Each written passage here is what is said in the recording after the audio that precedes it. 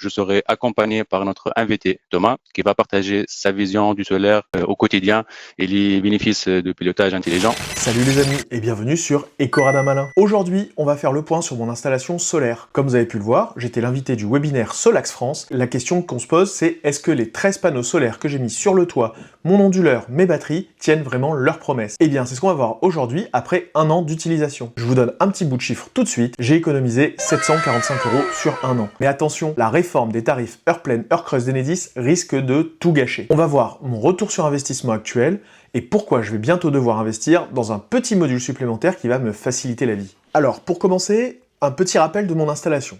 C'est 13 panneaux solaires de 420 watts crête qui sont installés sur mon toit plein sud, et ça représente environ 5500 watts crête de production. Ça veut dire que lorsque le soleil est au top, je peux produire jusqu'à 5500 watts. Ensuite, cette énergie est récupérée par un onduleur Solax X1 G4 hybride. Ça veut dire quoi? Ça veut dire que cet onduleur récupère l'énergie solaire et ensuite redispatche soit dans les batteries, les deux batteries qui au total font 11,6 kWh de stockage, soit dans le réseau en fonction des besoins.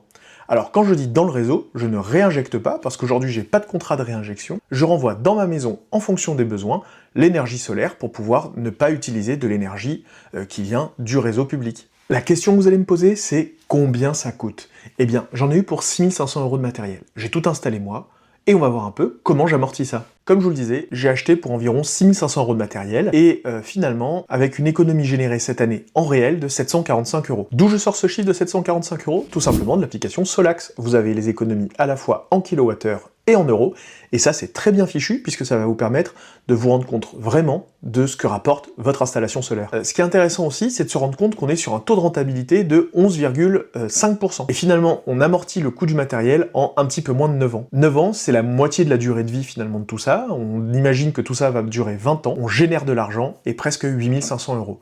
Et ça, c'est sans compter le prix de l'énergie qui va inexorablement augmenter, puisque les usages n'arrêtent pas de se multiplier. Mais surtout, le piège qui arrive pour les personnes qui vont bientôt s'équiper d'installations solaires, c'est les nouveaux tarifs d'Enedis. Et voilà ce que... Bon, je pense que vous avez compris, l'idée de cette réforme des heures creuses et des heures pleines, c'est ni plus ni moins que de dévaloriser l'énergie que vous allez produire tout seul avec votre toiture, et encore plus si vous n'avez pas de système de stockage et de pilotage intelligent. Ça veut dire que si vous avez simplement un panneau solaire avec un micro-onduleur, l'énergie que vous allez envoyer dans votre domicile, elle sera toujours gratuite, mais elle aura la valeur d'une énergie heure creuse. Par contre, dès qu'il n'y aura plus de soleil, vous allez consommer de l'énergie du réseau qui, elle, sera en heure pleine tout de suite. Et donc là, automatiquement, les économies, elles seront beaucoup moins visibles sur la facture, et votre temps de retour sur investissement de votre kit, qui peut être même pas très cher, va être beaucoup plus long. Alors la stratégie, c'est quoi? La stratégie, elle est toute bête, c'est finalement utiliser l'intelligence de l'onduleur pour pouvoir faire des économies. Alors tout d'abord, l'idée c'est de se dire qu'on va recharger la batterie dès lors qu'on est en heure creuse. Et finalement, de paramétrer le système pour dire tu n'utilises l'énergie du réseau que lorsqu'on est en heure creuse, et sinon, lorsque tu es en heure pleine, tu vas pomper dans la batterie. Et en plus de ça, la production photovoltaïque, notamment en automne-hiver, elle est jamais suffisante pour recharger à fond les batteries, donc ça va permettre de jouer le tampon et de compléter le peu de production photovoltaïque qu'il y a pendant les mauvaises saisons.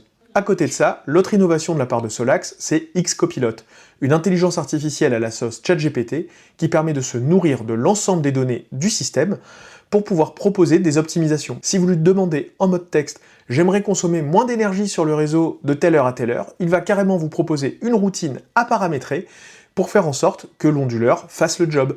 Et ça c'est génial, puisque ça évite de devoir revoir des tonnes et des tonnes de graphiques, de tableaux, et quelquefois des données dont on n'a pas toujours la maîtrise. Le troisième point, c'est quelque chose que j'ai pas encore mis en place, et ça j'ai hâte de pouvoir le faire, c'est le X-Hub. Finalement, c'est le lien manquant entre X-Copilot et votre onduleur, dans le sens où aujourd'hui on recopie tout à la main. L'idée c'est que X-Hub joue finalement le bras armé de X-Copilot qui lui sera le cerveau, et va piloter l'ensemble des charges du logement pour faire en sorte d'optimiser au maximum la consommation et d'allumer ou d'éteindre certains périphériques pour que la pompe à chaleur consomme le moins possible, le ballon d'eau chaude consomme le moins possible, ou le chargeur de véhicule électrique. Il peut se retrouver vraiment au centre de l'installation et faire en sorte de tout optimiser en mode live et avec de l'intelligence artificielle.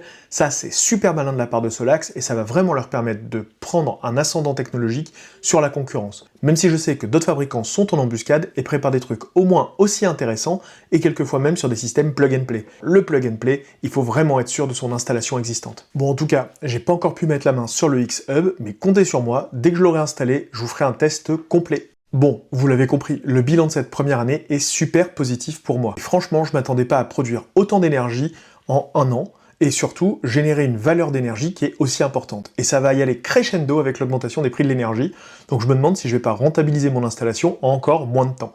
Dans tous les cas, si vous n'avez pas osé encore franchir le pas pour une installation photovoltaïque ou vous vous posez des questions sur votre installation actuelle et comment la piloter, n'hésitez pas à me laisser des commentaires en bas de la vidéo et j'essaye de répondre à tout le monde et si je peux vous apporter des conseils, ça sera avec plaisir. Dans tous les cas, n'hésitez pas à vous abonner à la chaîne, c'est grâce à vous que je peux tester plein de trucs et vous faire des retours comme ça. Encore merci et à bientôt sur Ecorada Malin.